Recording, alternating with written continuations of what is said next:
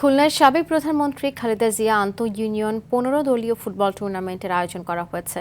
যুব সমাজকে দেশপ্রেমে উদ্বুদ্ধ ও মাদকমুক্ত করা এবং ক্রীড়ার ঐতিহ্য ফিরিয়ে আনতে এই টুর্নামেন্ট বলে জানান উদ্যোক্তা ও খুলনা ৪ আসনের সংসদ সদস্য আজিজুল বারী হেলাল। উদ্বোধনী অনুষ্ঠানে উপস্থিত হয়ে যুব ও ক্রীড়া প্রতিমন্ত্রী আমিনুল হক বলেন, খেলাধুলাকে পেশাগতভাবে প্রতিষ্ঠা করতে সরকারের প্রচেষ্টা চলমান রয়েছে। খুলনা থেকে এস এম মনিরুজ্জামানের তথ্যচিত্রে জানাচ্ছেন নাদিরা সুলতানা। খুলনার রূপসা, তেরখাদা ও দীঘলিয়া উপজেলার ১৫টি ইউনিয়নের টিম নিয়ে শুরু হয়েছে সাবেক প্রধানমন্ত্রী বেগম খালেদা জিয়া ফুটবল টুর্নামেন্ট। শনিবার বিকেলে রূপসার পালেরহাট ফুটবল মাঠে এর উদ্বোধন করেন যুব ও ক্রীড়া প্রতিমন্ত্রী। এ সময় তিনি বলেন, প্রধানমন্ত্রীর নেতৃত্বে দেশের ক্রীড়ার উন্নয়নে ব্যাপক পরিকল্পনা নেওয়া হয়েছে।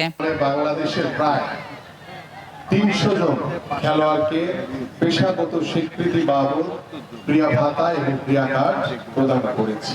আমরা সর্বমোট ৫০০ জন ক্রীড়াবিদকে আমরা ক্রীড়া ভাতা প্রদান করে আমরা পেশাদারিত্বের একটি সুদৃঢ় জায়গা তৈরি করতে চাই। এ সময় আয়োজনের উদ্যোক্তা বলেন, প্রধানমন্ত্রীর নেতৃত্বে ফুটবলকে বিশ্ব ময়দানে নিয়ে যেতে এই খেলা শুরু হয়েছে। আমাদের নেতা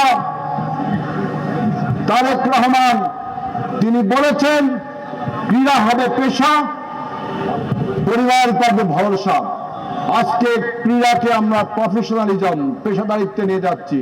আপনারা দেখেছেন যে ক্রীড়াবিদদের আমরা মাসিক ভাতা দিচ্ছি আমাদের এই তারেক রহমানের সরকার।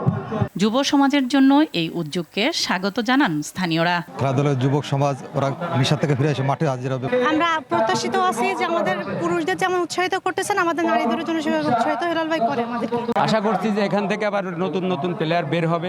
খুলনার ৩টি ভেন্যুতে অনুষ্ঠিত হচ্ছে এই টুর্নামেন্ট। আগামী ৩ আগস্ট ফাইনাল খেলার মধ্য দিয়ে টুর্নামেন্টের সমাপ্তি হবে।